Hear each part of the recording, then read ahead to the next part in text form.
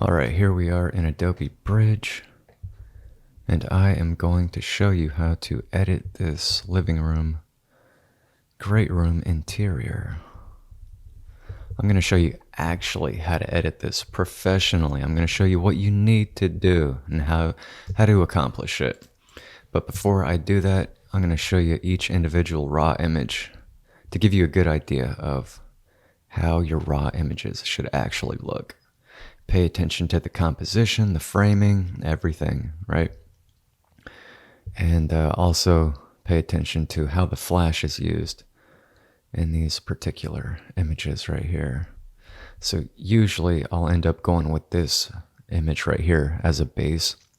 I won't use a flash image as my base. I like to use a non-flash image as my base. And I'm going to go with this. But the purpose of the flash, such as these right here, is to bring in the window frame area. So this is actually a pretty complex image right here, as you can see, not just because of how much masking is going to be required to do this particular shot, but the fact that we're also going to we might actually have to do double masking, right? We might have to mask this area right here, and then we might have to actually come into the window frame on the lanai itself to bring in the outside exposures. So having said that, we're just going to get straight to it. So I'm going to open this bad boy up in Camera Raw. I'm going to adjust the highlights and the shadows. I'm not going to explain a whole lot about what I do. I'm going to make sure the contrast is good. Now that I've got that, I'm just going to call this Great Room, save it into my PSD folder, come back in here, and I'm looking over here in this area right here because I know I'm going to have to bring this area in. So I'm looking for a good image to do that. I'm just trying to tone this down, neutralize it, because I'm going to paint that in over there. In this area right here. Now I'm kind of looking in this area. I'd like to select one. Reset that to default. I'd like to select one where I don't have to do two masks or dual masking, you know? It'd be great if I could get a nice bright, even image for the outside lanai area as well as the view of the ocean itself. That would be great. I don't know if I'll be able to do that though. Let's try it though. Maybe I can get away with it. I don't know. But I'm going to use that. And always pay attention to how you use your flashes. Make sure that they're not bouncing off the window frame, the glass and all that fun stuff. Apply a mask. I'm just going to start brushing in this with some broad strokes over here. And I'm primarily focusing on this over here.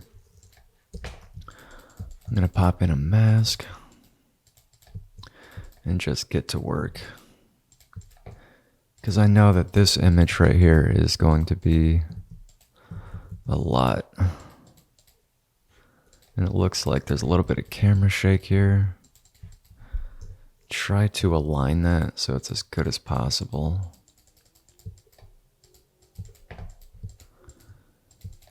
And this is going to take a minute to actually get these masks going here. Get these paths created. I'm using the pen tool right now. Sometimes I use the polygonal lasso tool to do this though.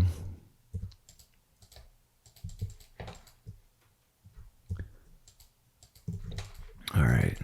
Now that I've got one, I want to see what that looks like. Try to line that up a little bit. Actually, I think I might grab another one for this area of the window over here. These windows. You know what? I might use that for now. Just pop that in. And I'm cutting right through these orchid leaves, these flowers over here. I'm going to come back and I'll edit that at a later time. Probably a few minutes from now. I'm really just trying to get these paths blocked out. I'm going to cut right through that thing, whatever that is.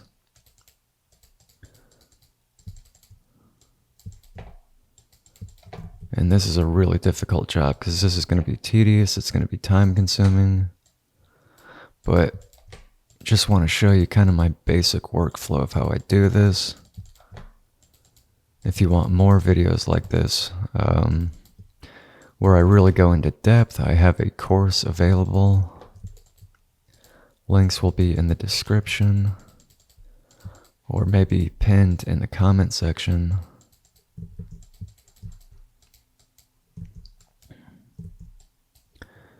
And always get good at drawing out your paths, estimating where those points are going to have to be.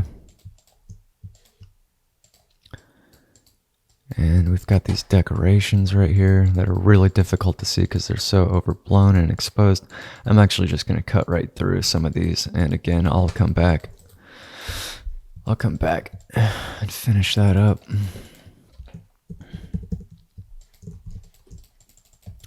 Really trying to get in and out. Don't want to spend a ton of time on this. But this is really the nitty gritty, you know. Gonna pop in another path there. Come in here with my pen tool. Start working on this area. Really just trying to get the rough details going here. Doesn't have to be perfect. Doesn't have to be totally precise, you know. Zooming in, zooming out. That way I can see what I'm actually working on. Trying to understand what exactly are the objects that I need to include and exclude as I work on this.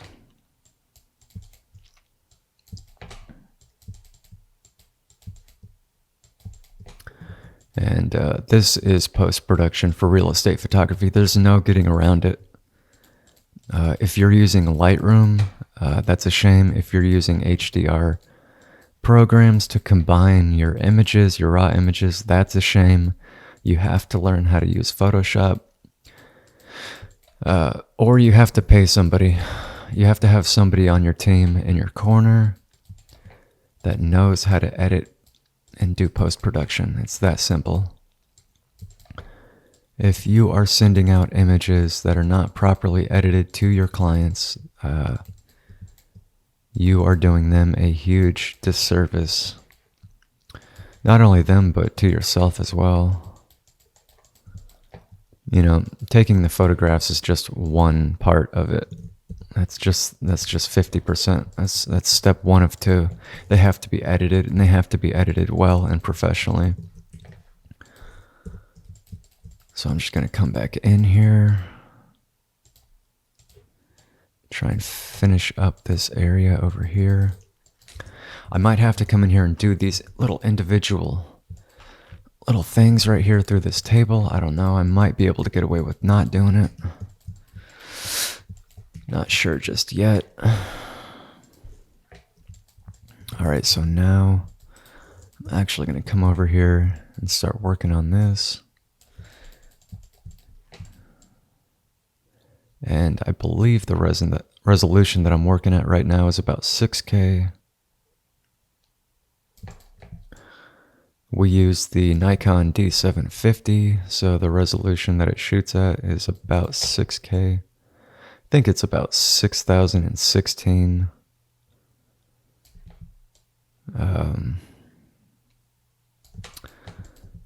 As the base resolution.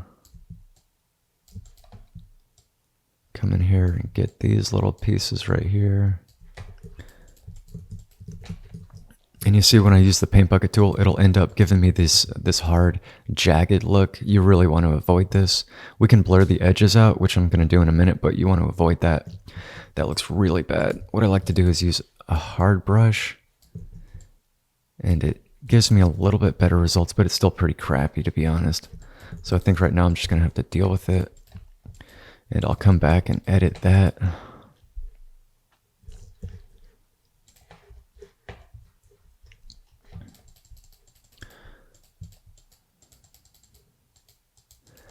And an image like this is where a post-production artist or an editor is really going to come into play, because this one is really difficult. There are so many objects in here that have to be touched up and edited, like these little starfish over here. You can come in here with the pen tool if you'd like. Sometimes I like to use different selection tools. And I mean, this is what I'm talking about. It's so tedious. If you're a photographer and you don't know how to edit, you don't want to put in the time to edit because you're so busy taking the photos, scheduling clients and things like that. That's totally understandable. Nobody wants to do photography and editing. I mean, you would have to have very few clients in order to even pull that off. That's why you need to have some good people in your corner that can do each job that's really required.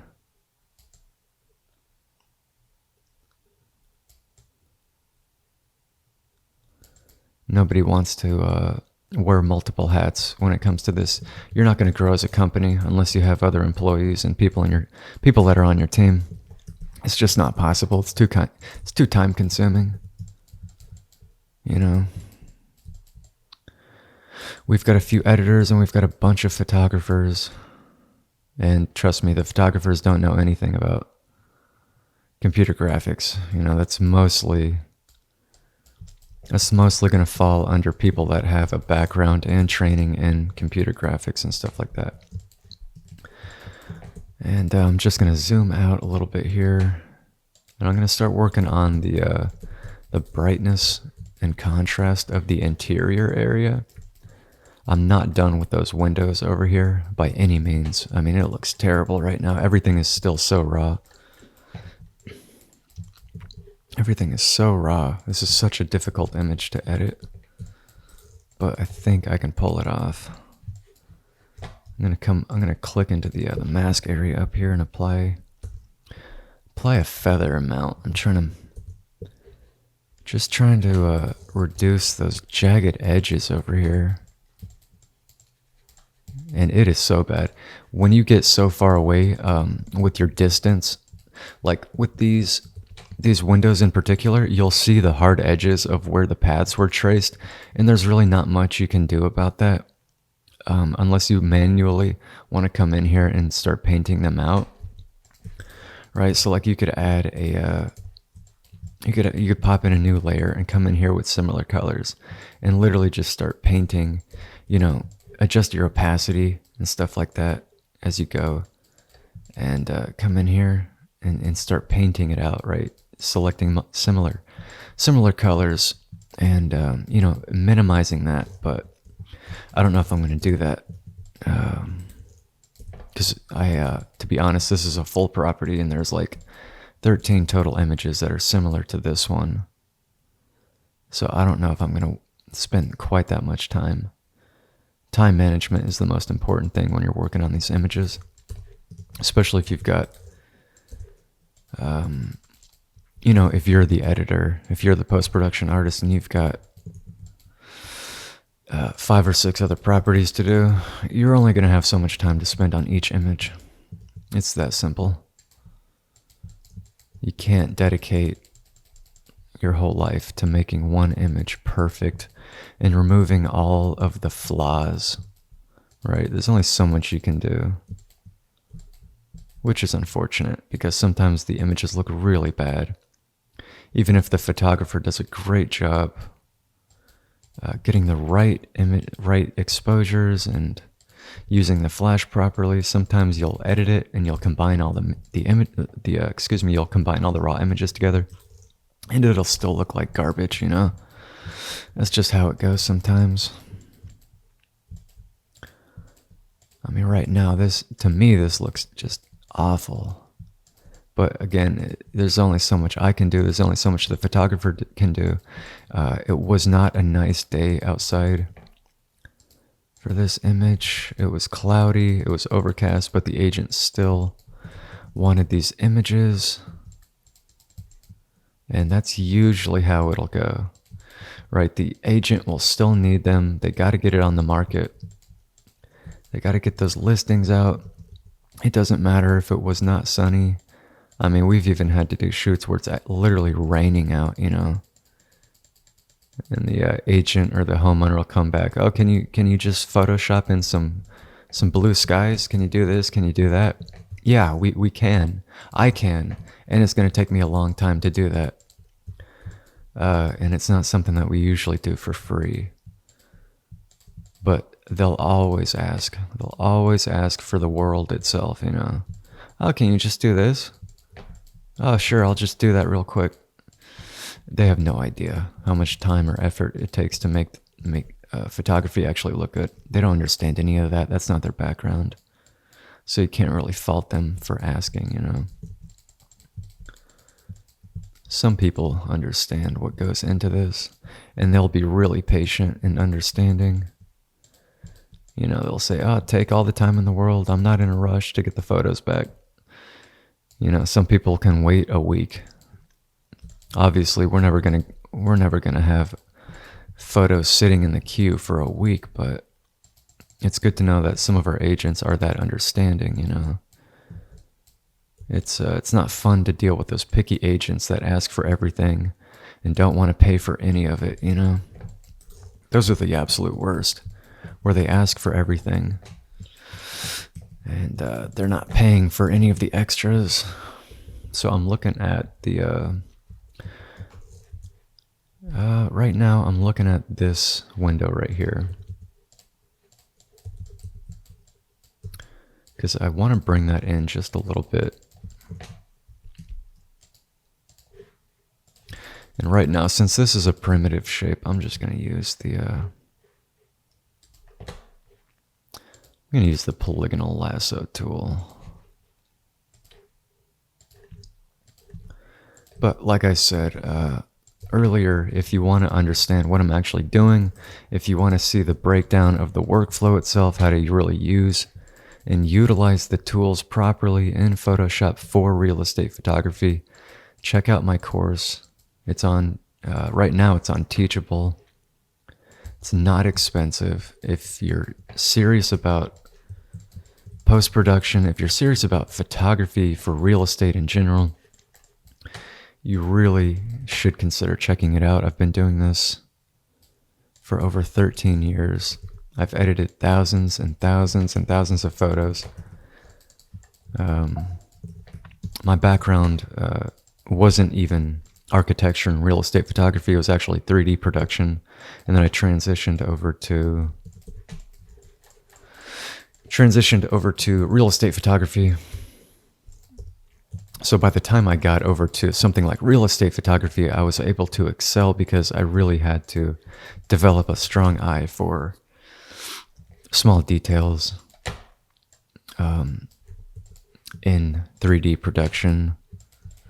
So when I came over to real estate photography and post-production, it was much easier, to be honest, than how demanding doing modeling and texturing and rendering things in 3D was. That's much more difficult than this. So by the time I came over here, I had the eye for a strong eye for detail, and I understood what made images look good. I understood what to avoid, and that's another strong topic that I really emphasize, is understanding what not to do in real estate photography. Because I see most photography companies for real estate, they make terrible mistakes all the time.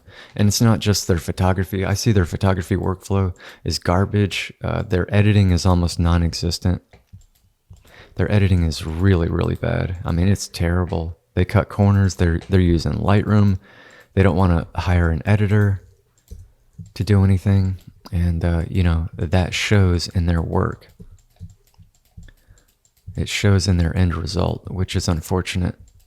And it's pretty laughable that they call themselves photographers or a photography company if they don't even know how to edit or do proper post-production.